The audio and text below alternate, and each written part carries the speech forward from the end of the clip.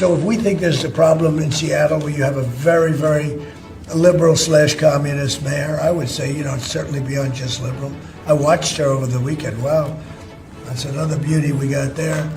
But if we think there's going to be a problem, Johnny, can I say we will move? I don't think you're going to have this problem, but we're going to move the event to someplace where it's going to be appreciated and safe. Seattle Mayor-elect Katie Wilson isn't even in office yet, and she's already under fire from President Donald Trump. And the World Cup, where it's hosted, which is what the president was talking about just a short while ago, that's just the start of it. The Trump administration is also targeting our region's housing first approach to homelessness with what looks like a major shakeup in federal funding. Plus, if you want to get a building permit in Seattle, it's looking like it'll cost you a little bit more. This, as the city council is just inches away from the finish line on its budget. All this and more this week on Seattle News, Views, and Brews, your coffee break political podcast. I'm Brian Callanan. I'm a host on the Seattle channel. The views expressed here are mine. I'm with my friend and co-host, David Croman, City Hall reporter for the Seattle Times. David, I struggled with this news last week, too. Mariners catcher Cal Raleigh not named the American League MVP, and you posted rather adroitly, I thought, how could Katie Wilson let this happen? Did you get any word back from the mayor-elect on your incredibly valid question there? I know, yeah. I feel like the recall campaign is already going to begin because this is Katie Wilson, Seattle, where our star catcher does not win MVP. I know. No, I am not surprised he didn't win. I actually was surprised at how close it was. I thought at the end Aaron Judge would win it by a wider margin than that. Yeah. I think Cal Raleigh probably deserved it, but Aaron Judge's numbers hitting were just too. Yeah. You were competing statistical numbers of Aaron Judge with the kind of less tangible value, I think, of Cal Raleigh. Yeah. So the statistical narrative was, in my mind, was always going to win out. And it's all those jerks in New York, too, David. Let's get real about this. All right. Well, thank you, David, as always. Thanks also to our background noise sponsor, City Grind Espresso, on the first floor of City Hall. Thanks also to all the patrons of the show, paid patrons. You can get in on the action starting at just $5 per month. You'll get access to Patrons First podcast before anybody else and your very own decal. Looking sharp there. I'm also working on a Patrons Appreciation event. First ever. Stay tuned for more on that. But please do your part. Go to Patreon online. Support Seattle News, Views, and Brews. Also, thank you for watching this podcast on Converge Media. The video version is on Converge Wednesday nights at 7. All right, let's do this. Time for Right Here, Right Now. Well, David, you wrote about this World Cup story for the Seattle Times. The president saying earlier this week, Mayor-elect Katie Wilson is a liberal/communist mayor, and he talked again about possibly moving World Cup matches out of Seattle. They're supposed to be here next summer. He also made mention of this back in September, not too long ago.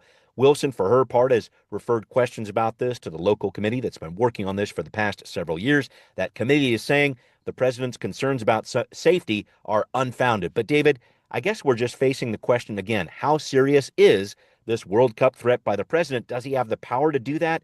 Anything new on that part of the story?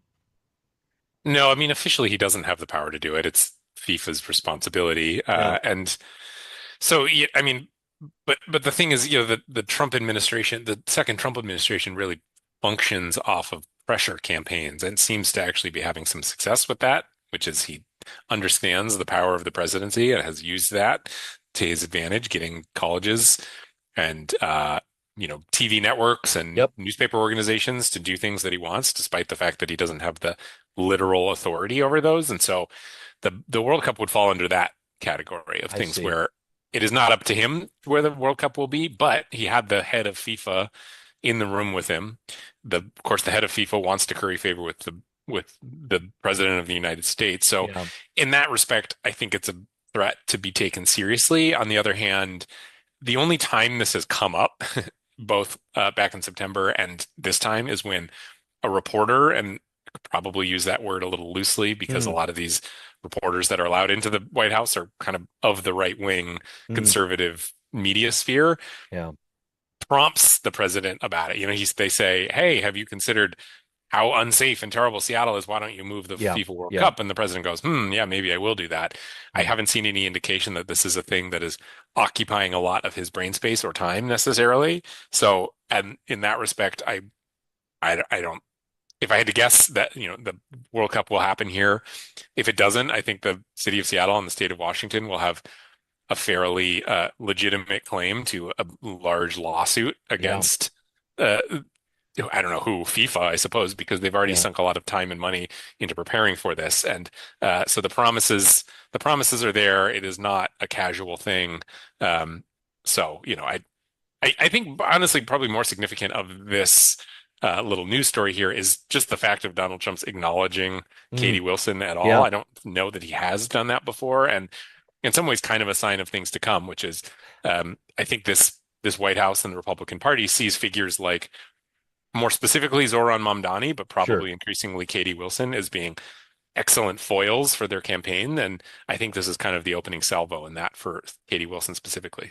I was going to ask about that. Are there some other places where you could see Wilson perhaps taking fire from the Trump administration when it comes to her leadership? As you say, President Trump has enjoyed picking fights with a number of blue cities on multiple fronts here.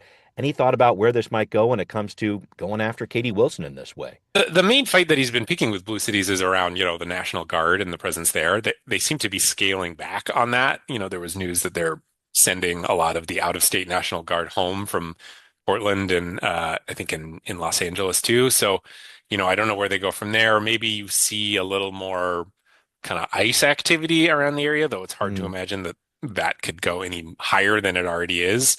Um, I think more than anything, probably Katie Wilson will become a target of their political machine. Maybe not as much as Zoran Mamdani, just because she's in Seattle and yeah. she doesn't, she's not quite as, I think she would be the first to agree with this. She's not as charismatic of a figure as Zoran Mamdani. Mm, But, I think there's plenty of opportunity for them to find clips of her talking about the police or whatever it might be and to right. blast that out. And again, use her as a foil. I think that is if to the extent that she finds herself kind of in the crosshairs of the more conservative uh, base and Republican Party. I think it's in that respect, which is as a foil. Yeah, yeah, I could certainly see that too, and we'll see what happens over the next couple of months here, and we'll also see if Katie Wilson selects that transition team. We're expecting to hear some more news on that later this week, and we'll definitely follow up on that as those details come through.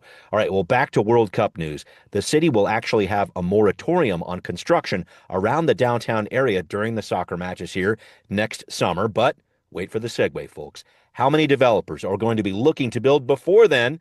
Now that a city council committee this week has approved some new price hikes for construction permits. David, another story you wrote about for the Times. No break for you, my man. It is an 18% price hike for most permits, which should bring in about $8 to $9 million over the next couple of years. There was a split vote on this, 5-3. Some council members not really liking how this would affect smaller developers potentially. But I think my big question overall is, David, how will this affect development citywide? Because it's not like builders are breaking down the doors looking for permits right now in Seattle.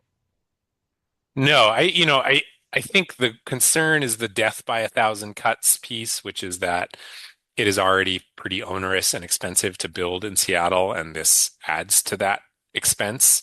The piece here that I think is interesting is that, well, I mean, there's a few pieces, which is first of all, permitting offices plan ahead because they understand that there are boom periods and bust periods. So they because they are funded basically through the fees and the revenue that they get from processing people's permits. So, Yep. they understand that in the good times they have to squirrel away some of that revenue so that when construction slows down, they have enough money to not lay people off. There's this thing that apparently is happening, which is there are still a good number of kind of small to medium sized projects. So the staff time and the staff hours that the city requires is still there.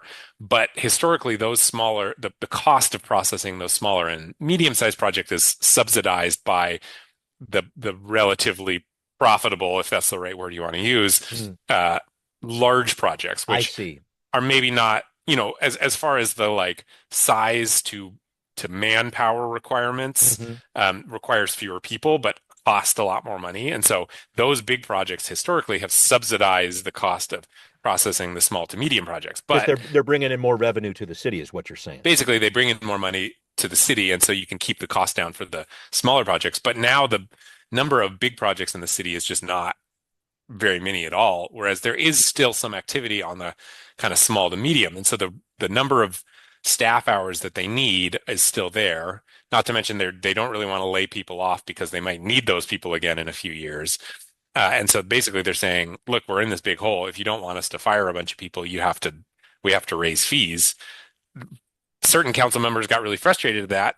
I mean, understandably, because there is broad agreement in the city on both the left and the right. The permitting process is a barrier to building new housing, and the cost of the permitting process is a barrier to new housing. Yeah. And yet here we are raising the cost to build new housing. People like Councilmember Maritza Rivera says that she didn't fully understand this issue earlier in the budget process. Otherwise, she would have pushed to just take more money out of the general fund and maybe cut some other program to fund this. Right. As it stands, they basically are out of time and they have to make a decision. And so they were kind of left on Monday with either we raise the fees or we fire people. And it was a tight vote, but they ended up going with raise the fees. Yeah, and I think this really brings it back to a point that Budget Committee Chair Dan Strauss was making very early on in the process. He did not want to have last minute changes like this. I would have to say he was talking about this with all of the council members there, but then he sponsored this change himself, essentially. And I know it's always a delicate balance here. You don't want to throw off those final numbers on the budget. Is that what Strauss was trying to do here? Just kind of thread that fine line so it wouldn't get thrown off, that this whole budget process that they've been working on for months? Yeah, I mean, he said that this came up in a September committee meeting. I don't, but at the same time, yeah, I mean, by having the final vote on this be today, or rather yesterday or Monday of all days, it left them in a position where they don't have the time to try and figure out some other budget fix to this, and so it does mean that council people are in a position to have to decide between either throwing the entire budget out of whack, laying people off, or raising these fees. Again, Councilmember Strauss says that the other council members should have had enough information that somebody could have proposed a budget amendment that would have funded this out of the general fund budget. As it stands, though, it's not, if your priority is good governance, it's not a great look that they were having this discussion with 1 week before passing the budget, and Yeah. basically it's finalized at this point. Yeah. Regardless of whose fault that is, it's not ideal that certain council members are kind of begrudgingly voting to raise construction and permitting fees by 18% because they just feel like they don't have any other choice and they ran out of time. Yeah, that's a tough one. And then the other tough part is that even with these fee increases, the Department of Construction and Inspections, which we're talking about here, that handles these permits, they're still going to have a budget deficit next year. There's no way around that. So we'll see where that story goes in the week ahead. And we'll definitely have a recap on the budget coming up next week. But I want to tell you about something coming up. Back to concerns about cuts in federal dollars coming to our region, this time when it comes to homelessness, a rebuke from the Trump administration regarding our region's Housing First strategy. What does that mean for our ongoing homeless crisis? More details next on Now Hear This. Well, some big news at the end of last week. The Trump administration has released some new restrictions when it comes to where federal dollars are going to be spent on homelessness. Put simply, the president does not like the Housing First model our region has in place, which establishes putting people into housing first, then solving the medical, behavioral, or substance abuse issues that might be there. He wants more shelters, and if you want housing, he wants requirements in place, like you have to work, you have to accept treatment. Councilmember Alexis Mercedes Rink was one of many who realized last week on the city council this could put more than $40 million at risk when it comes to homelessness funding for our area. She wants to backfill that with more local funding. Without local and state government intervention, our region's network of housing is gravely at risk. This has been acknowledged by 42 Senate Democrats, including Senator Patty Murray, via a letter sent to HUD Secretary Scott Turner, noting that this action all puts HUD on a path which, quote, risks causing a dangerous spike in street homelessness and creating chaos in urban, suburban, and rural communities alike by forcing nearly 200,000 chronically homeless Americans with disabilities and families back onto the streets. David, I'm actually hosting a forum on this topic at Seattle Channel this week, and I would love your insights on this. How big of a problem do you see this being for the city and county? They say their Housing First model is backed up with data. The president doesn't see it that way. What's going to come out of this? How will this really impact our region's response to homelessness? What do you think? It's a big deal for Seattle because the whole region, well, and the region is because they very fully embraced Housing First as the model that basically the entire system would be predicated on. I believe it's baked into the King County Regional Homelessness Authority's charter, which is that we follow data-driven housing first solutions. And so, a lot of the providers have bid out, they have contracts, they have bid on contracts from Right. uh, King County at this point that is predicated on uh, doing housing first policy. So it puts them in this position where they kind of can't not do the thing that they were contracted to do, which is a housing first policy. Yes. At the same time, if they don't bow to what the Trump administration is saying, they're probably going to lose federal money at the same time. And so it's kind of an impossible situation for them. And $40 million vanishing from this system would be significant. I think probably the likely result would be the city doing a levy or something, Yeah. probably raising more money to keep this from happening rather than, uh, I don't think, a mayor like Katie Wilson wants to oversee the closure of however many buildings that would be. And so I think there would probably be a hard discussion about where you would get this money from, because again, I just don't think it's possible for a lot of the housing providers in the region to do what the federal government is telling them to do, because they would be abrogating the contracts that they agreed to with the local authorities. Right, right. And I did talk with KCRHA's CEO, Kelly Kinnison, about this. This is the King County Regional Homelessness Authority. She really cautioned it's easy to want to throw this out as another partisan move from the president, but she was actually looking at the policy coming from housing and urban development. She was saying, all right, essentially, the feds want more treatment happening. Now, how that's coupled with housing is certainly another story. But her point, and I wanted to ask you about this, David, is that I think on any side of this issue, there's no argument that more treatment is needed. So if local governments, if you follow me here, can take in these federal dollars to go towards more of these treatment options and maybe try to stand up the housing first model with local dollars, something along those, is that the answer that might come out of this? What do you think? Yeah, I don't know the ins and outs of the policy well enough, but if the answer can be, okay, we have to do more treatment, then yeah. I mean, I think that is where this housing first conversation kind of breaks down a little bit, which is it becomes this binary of uh, either you should require people do all these things before they get into housing, or Right. this perception that housing first is just housing only, Yes, which it's is you not. just get housing and that's it.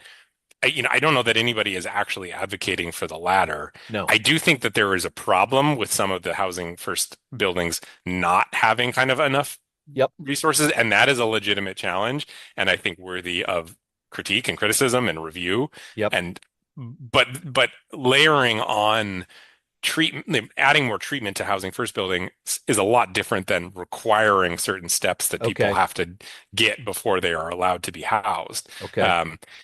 It's true that housing for, putting requirements on people before they get into housing, it's true that the data doesn't really back that up as an effective strategy. Yeah. I also think no one's particularly happy with the reality of people getting housing and then no follow-up. Yep. Yep. So can the Trump administration be sort of negotiated with on this? Would say, hey, if we put more treatment in our housing first buildings, is that kind of meeting your requirement? Then Yeah. I don't know that anyone would have a particular political problem with that, other than the fact that it's coming from Donald Trump. Yeah. But if it truly is, you have to write requirements into your buildings before people can get in, then that would be a big problem. Yeah, I think so too. And I think one of the biggest question marks is I believe in talking with Dr. Kinnison about this, I think there's still some question as to actually where the number is going to be. I know that King County is going to submit the paperwork to go to the feds and say, hey, we need this for X, Y, and Z. They're working on that right now. But then when they get a response from the feds come next May, what is that going to look like? How many dollars are actually going to be allocated to our region? I think that's a huge question mark here. And I don't know. I think that's going to be something that plays into next year because as I understand it, Congress has already appropriated what's going on for this year. It's 2026 we need to worry about, right? Right. Yeah, exactly. Yeah. I mean, if the answer from the Trump administration was, hey, we don't think there's enough treatment and or services in these buildings, here's a bunch of money to set that up, everybody would clap their hands and jump for joy. Yeah. I'm skeptical that that's going to be the answer here, Yeah. for a lot of reasons. Yeah, no, fair. I just wanted to make sure I brought Yeah. that up too. And I did want to bring up another feds versus city issue coming to the fore this week. A number of cities and counties in our state are turning off their license plate reading surveillance cameras, with new concerns over who can access that data, i.e., federal immigration agencies.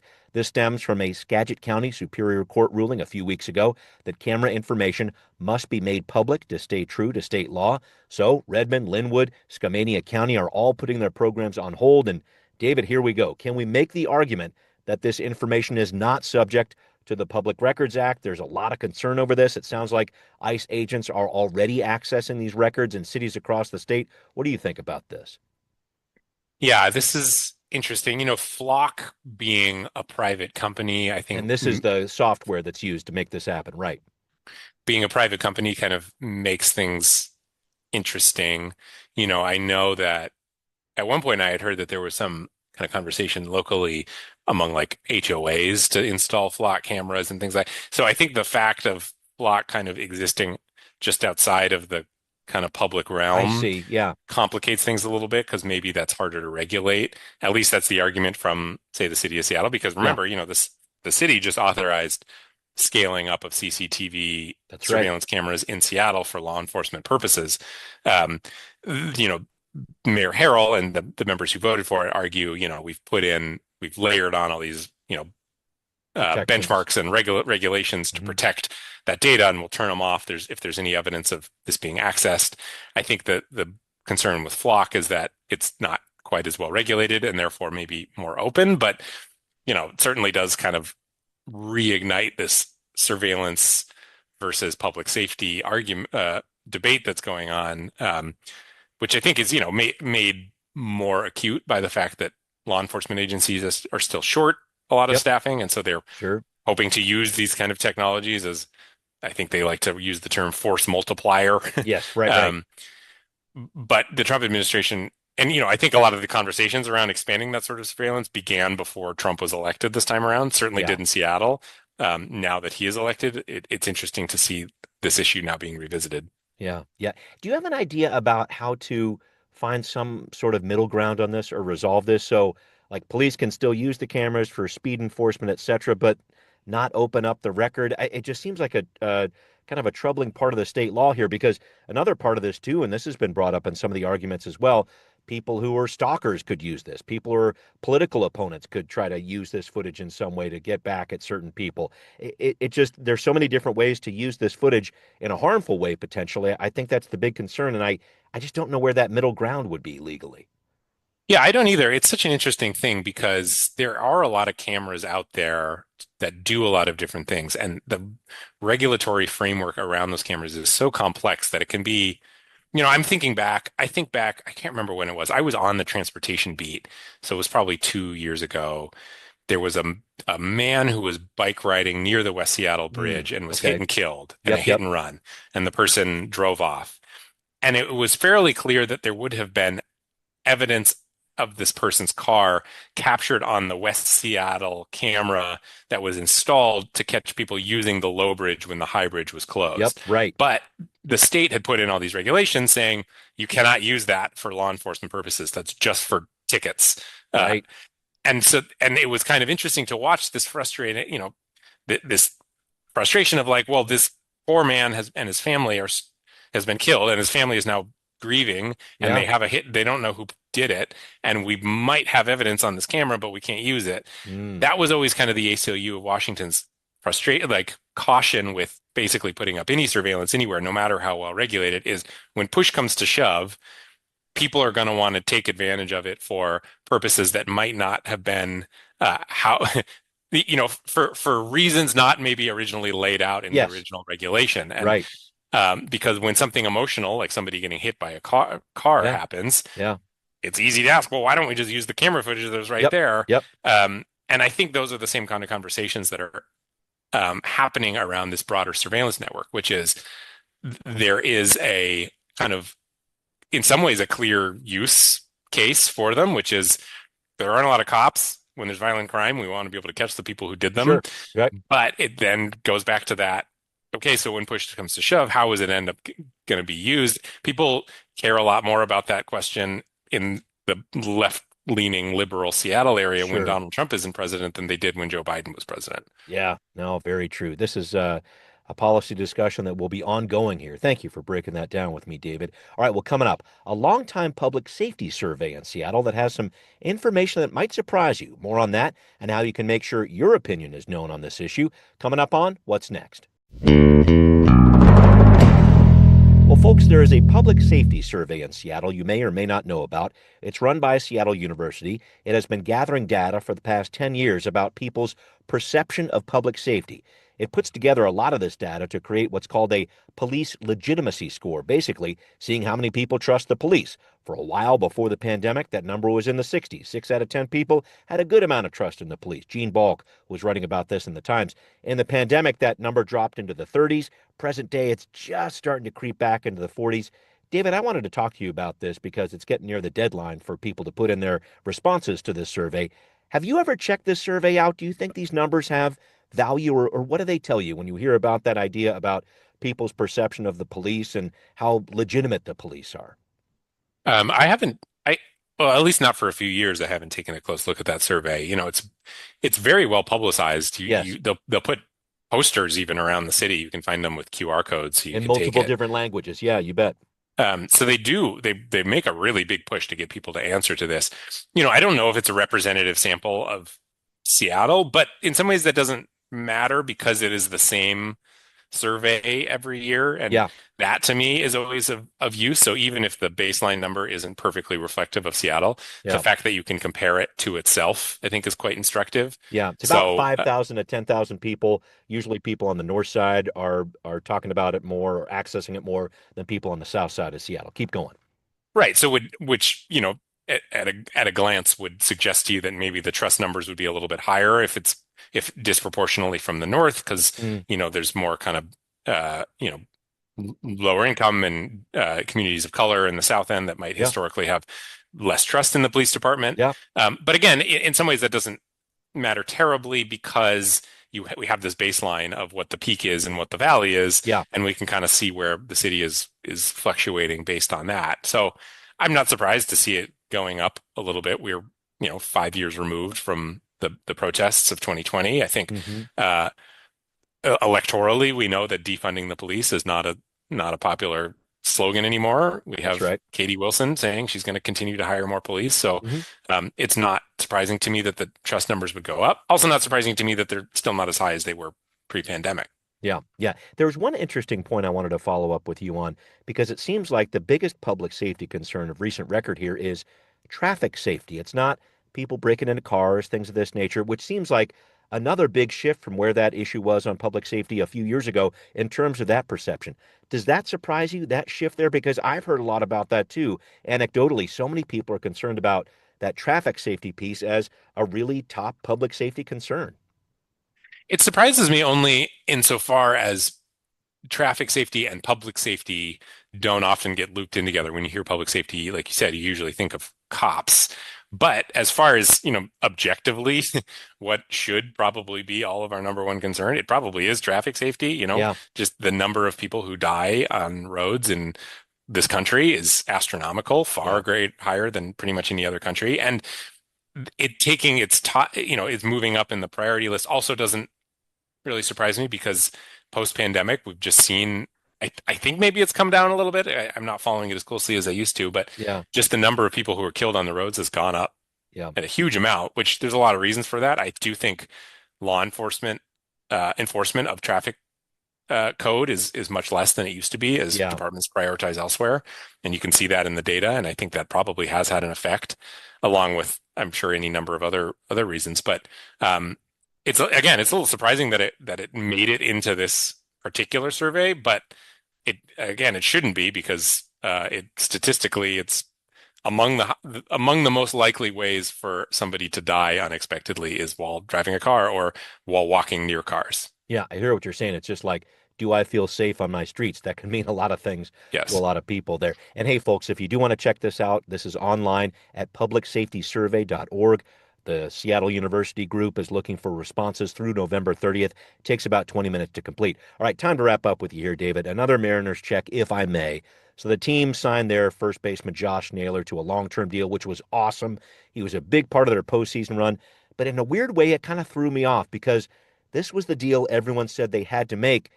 and then they actually made it, which I know. seems like it breaks with so many years of Mariners tradition of letting players go. What did you make of that signing? I was slightly surprised by it, I have to say. This is counterintuitive, but my favorite part about the signing is that it's a little irrational, Yes. which is that I think in 4 years, maybe 5 years, Josh Naylor might not be great anymore. I mean, Yeah. that's just what happens in baseball. But Yeah. they look at that, and the Mariners of the past would say, hey, we can't make this deal because he Yeah. Yeah. might be bad in 4 years. This Mariners apparently say, you know what, it's worth it to get the next 2 to 3 good years out of him and risk that the last couple years are not good. And that to me signals, because I think there's some quote from the Dodgers GM that said, if you're rational about every free agent signing, you're always going to finish third Ah, in the yeah. contest. It's something like that, which is, I Yeah. think, perfect. That Yeah. this ownership group and front office needs to be a little less rational about things and sometimes just pull the trigger on and spend money. And I'm glad to see that they did this. Yes, here's to irrationality. That's what baseball is all about, isn't it? Oh, David, thank you so much for joining me. Thanks to everybody who's listening to Seattle News, Views, and Brews, where you can always find out what's brewing in local politics. If you want to be a patron and support the show, please do. You get yourself a decal, so much more. Go to Patreon online, find Seattle News, Views, and Brews, pledge $5 per month or more, and thank you for that support.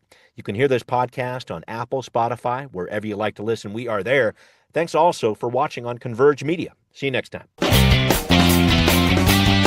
Seattle News, Views, and Brews is an independent production of Callanan Media Services. Copyright 2025.